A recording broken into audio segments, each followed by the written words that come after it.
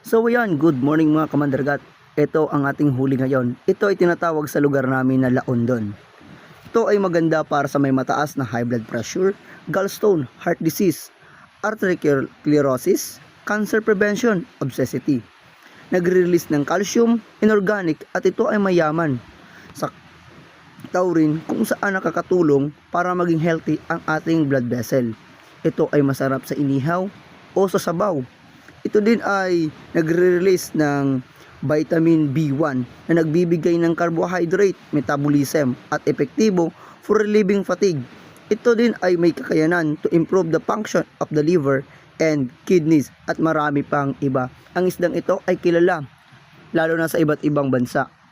At kung nagustuhan mo ang aking video, paki-like and follow. Share mo na din para mas madami pang makakilala sa isdang ito. Iyan ay isang minutong kaalaman galing sa isang mandaragat. Ingat and God bless.